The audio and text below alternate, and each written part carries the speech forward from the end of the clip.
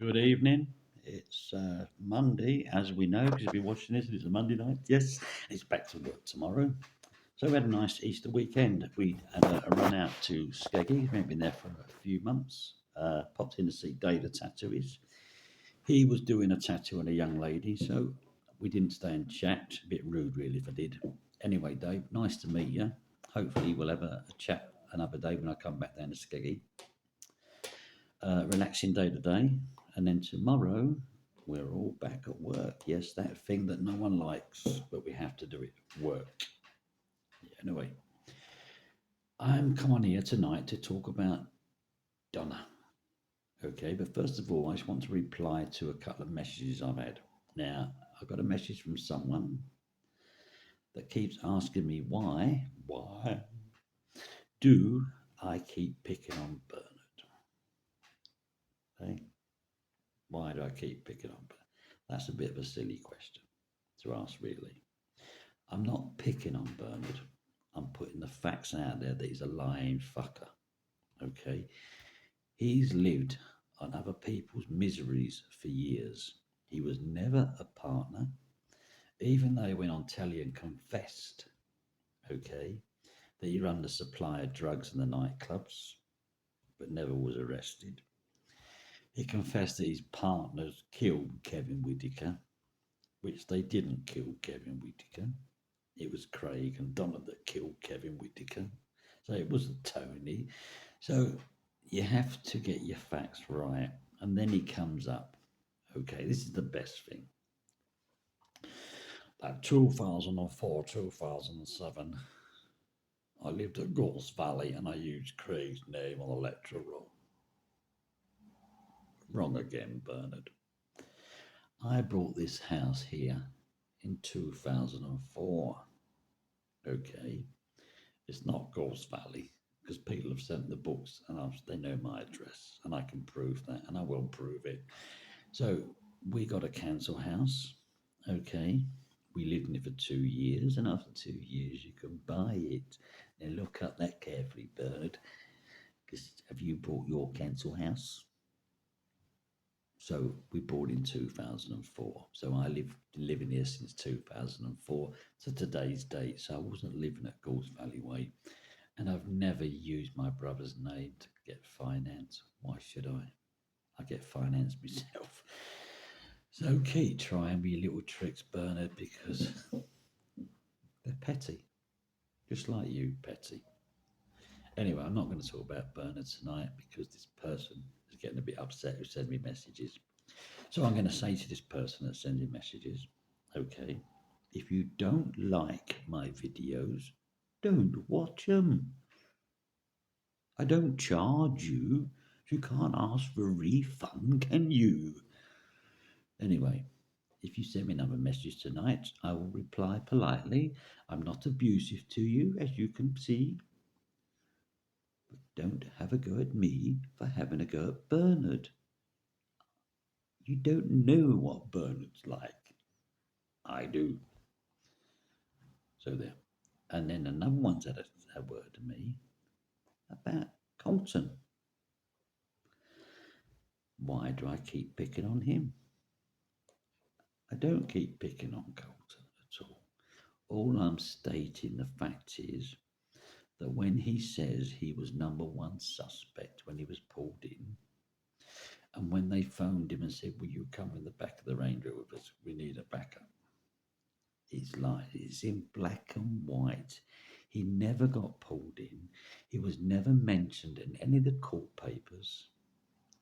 And the phone records are there. The only time he spoke to Tony was when he found out Tony was dead and he kept saying, "Tony, phone me, Tony, phone me." Well, Tony can't phone you because you know he's dead. It's to make you look good, wasn't it? Anyway, let's leave that. Let's talk about Donna. So we're going to do a bit of a story about Donna tonight. There's loads to tell, and there's loads to tell about Craig. So tonight we're going to a little story about Donna, and we're going to do a story about a jet ski. Okay. So first of all, Craig met Donna in the Powerhouse pub. He was in there with me, Stratton, our other brother Michael, and Donna was in there with a few lasses. They got talking. They went to Raquel's. We all did. Went to Raquel's, and they become a couple. Went out with each other. So after 3 months of Craig going out with Donna, Donna had to make a big confession to him that he never knew. So what's the confession? The confession is Donna had a little boy called Alex. What a shock that must have been on Craig. How old are you when you got a little boy? Anyway, yes. So Craig accepted it because he thought a lot of Donna. They moved in with our mum for a bit. And when they got their own place in Vange from the council, okay, not far from the Powerhouse pub, lovely house, the end of the cul-de-sac, number 2. Donna was having Georgie. She was born by living there. So weekends come. Sometimes I used to have Alex. So one weekend I got a brand new XR3i convertible. It was on order, but the bloke didn't have the money to the following week, so I used the vehicle. I went round to Craig's. I picked Alex up. Stratton was in the car. Alex come out, car seat, stuck him in the front of the seat, stuck Stratton in the back. He was not impressed, but that's how it was. We had the roof off. We drove to Southend. We went in the arcades. We went on the rides with him. We had a smashing day. So we drove home. When we got home to Craig's place, Stratton got out. I got round and lifted the car seat out with Alex. Craig said, put him back in the car. What for? Just put him back in the car. Donna's coming out. Okay. So I put him back in the car, but I put him in the back seat of the car. Donna come out of a plastic bag, and in the plastic bag was clothes. You could see some hanging out the bag. She got in the front of the car seat. She said, take me to my mum's, please. There was no emotion there. Take me to my mum's, please. So we did. I drove Donna and Alex to Donna's mum and dad's house that she lived near us, near Beambridge. Okay. When we pulled outside Donna's mum and dad's house, Donna's mum come out.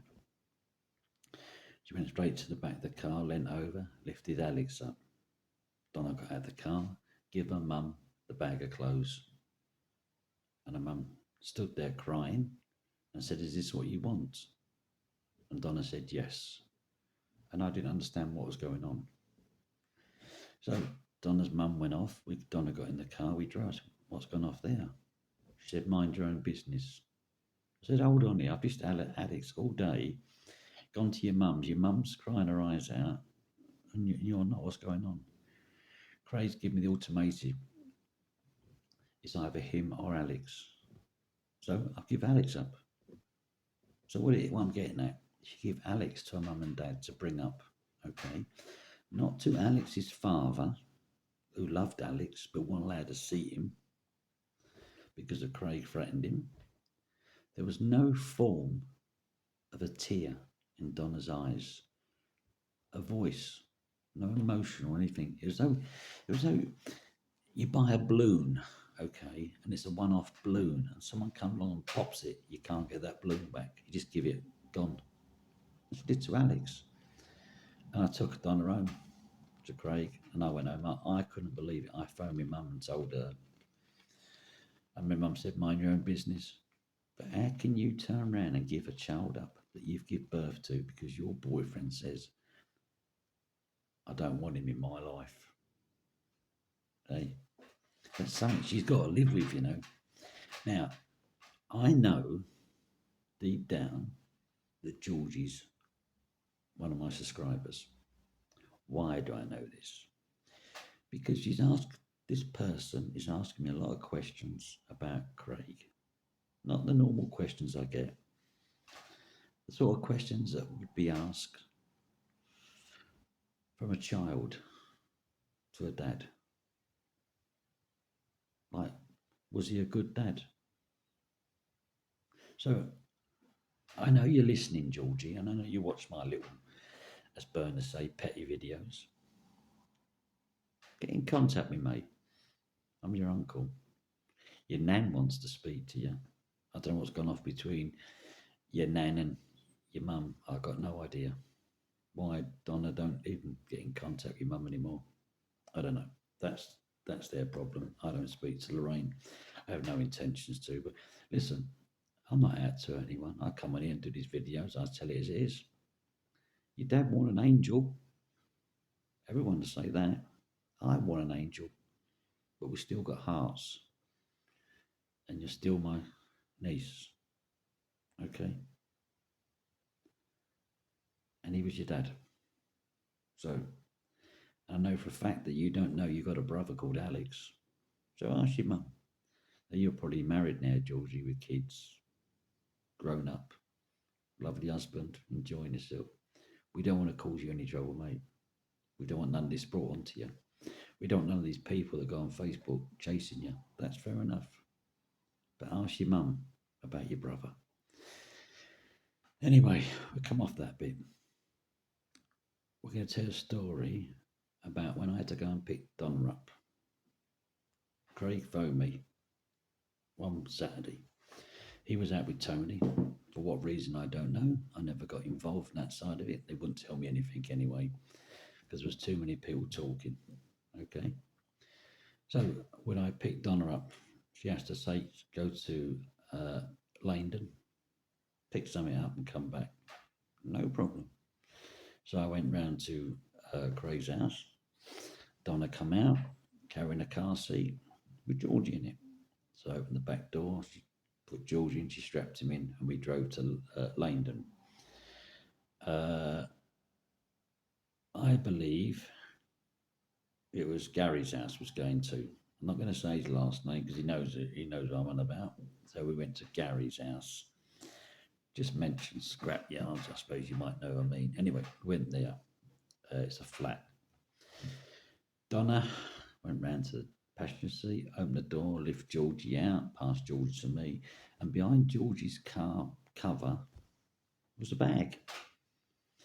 So Donna got this bag out, went off up to the flat to see Gary, come back down with another bag from Gary. Put it back in the same place behind the cover of the car seat and stuck Georgie back in the seat. I couldn't believe what I was seeing. We were transporting drugs with a kid. I'd sooner put the gear under my car seat until the blame got caught than bring a kid into it. But that's what Don was like. A number of occasions we did that. And if I question Craig over it and say, well, why are we doing it this way? What are you involving Georgie for? It was mind your own fucking business. And people say, well, why did you carry on doing it? It's hard to explain. Okay, when you're in that circle, like I was, not in the circle, those three, I wasn't involved in their sort of side. I dealt with the cars. I've always said I did, and I went on a couple of jobs with them as a driver. I never carried a gun. I never pointed a gun. I've seen guns. I never carried a baseball bat. I've seen baseball bats. I wasn't a fighter, so I was unreliable. But I was a driver, and a good driver. So that's what I was used for. But like, to use a kid of 3 years age to transport drugs about is unbelievable. That's how Donna was. Now, Donna might have lived in a bit of fear about it because they had their arguments and they fell out.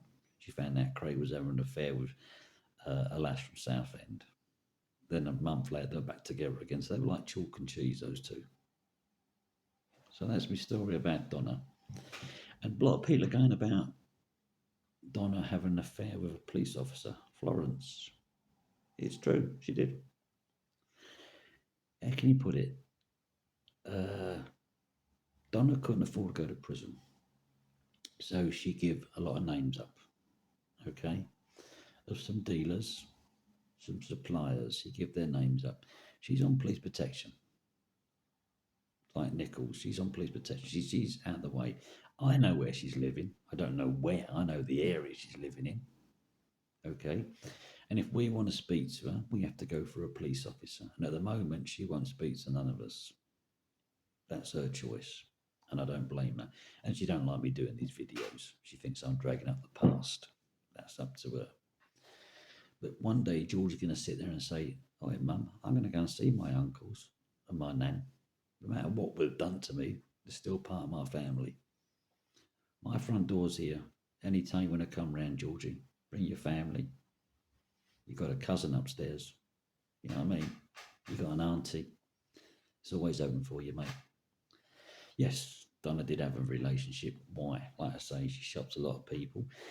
She was threatened with being put in prison over the machine gun. We'll get to that machine gun in a minute. Okay. She was lonely. And Mr. Lawrence, whoever fucking called a copper, took advantage of her. Promised her the world.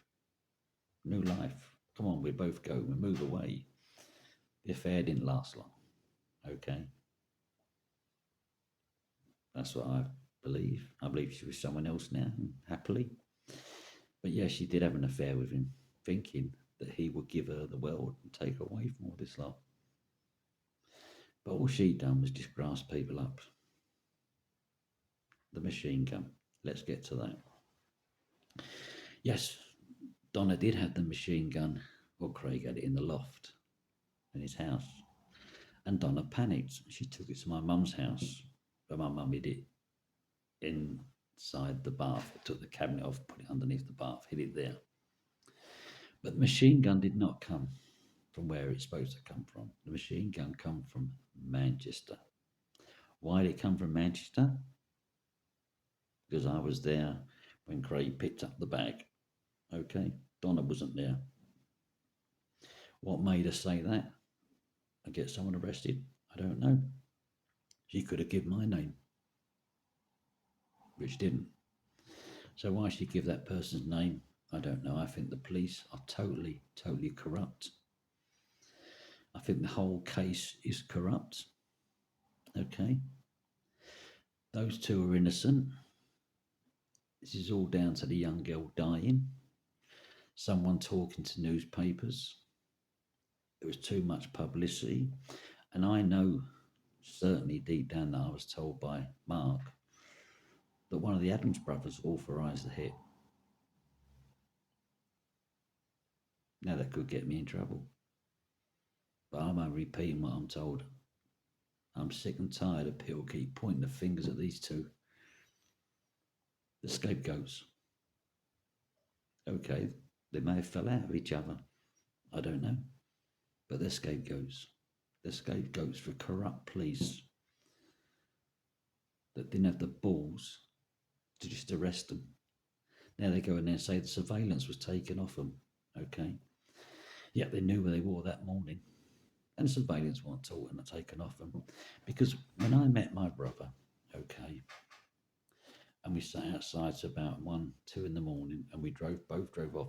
There's only one way out of Beambridge, okay? So you come out the cul-de-sac, you turn left, and you go down the end of Beambridge, and you're on the main road. You turn right, you turn left on the roundabout, okay? Now, when Craig left, I was just behind him. And as we're getting to about the road, I was a few distance back. A car pulled out. The same car that had been sitting there when I pulled in. It was police. He was under surveillance. I know he was. It was a white Sierra. It was drug squad. It's always about surveillance taken off them. It never was. It boils down to the paperwork was lost. That's all it, or hidden, put away in a filing cabinet no one's going to get the lock to. Hey? Why did the copper go down at that time in the morning and find them dead? Phony superior. Leave it, let someone else find them. It stinks. Corrupt police. This ain't going to end here. I've got a meeting with a top officer. I'm taking this all the way to the day I die. All the way. I'm going to find out who the coward killer is that shot him from behind. And Bernard, you're going to eat your words in time. and Colton. You'll be on your knees time I finish with you. Anyway, let's go back to a story about a jet ski. Now, people who live in Pitsea will know Pitsea Creek. If you go right to the end past the tip, it's a bit of a boatyard. Now, our friend used to have a little fishing boat there. And our friend, who was a mechanic, used to go fishing weekends. We used to go with him sometimes. We used to go down to the boatyard, get on his boat, and we used to sail out to the estuary and fish out there. But it wasn't fish we were catching, you know what I mean? We just had to meet someone. And we'd come back in again. And in the big, huge unit was a jet ski. But don't ask me why, because he could afford a jet ski, wanted one, Craig. So one evening, him and Stratton decided to go down and get this jet ski. Now, as you go down, there's a set of gates before you get in. There's some buildings on your right-hand side. They're like, I think one does, in those days, things like pottery, and then one does painting. So they went down, cut the chain, padlocked, got down to the barn, got into the barn, took the jet ski, and guess who brought the jet ski? It was on order to Smut. Smut brought the jet ski. I don't know what for, they could afford one. He was top doorman. And I believe he sold it for more money. So, I hope you enjoyed my little stories. I will tell some more about Donna. And yes, she did have an affair. Why? I don't think she fancied him. I think it was a bit of security. I think she thought if I go this way, no one's going to touch me. I don't know. Is she with him still? No. It ended. But then he shouldn't have done it, should he? It's like when he went and got the machine gun. It really and truly should have been a firearms unit that got and picked the machine gun up. Hey, the same as my mum. She has to keep moving. What's she hiding? Who has she shopped? Makes you wonder, doesn't it? Hey, they're in contact with police officers all the time. Panic button. I haven't got a panic button. No one. I haven't got a fucking bell about a panic button. I ain't even got a house phone. Mobiles. I think if I phone the police, excuse me, someone's here, they're going to say, fucking what? I mean, anyway, I'm going to have to go next. I've got work in the morning. So, sorry it's been a long time. I have lots of things on my mind at the minute. I've got a few big surprises coming up soon. April, May. Some big surprises. And I promise you, you'll enjoy them. See you later.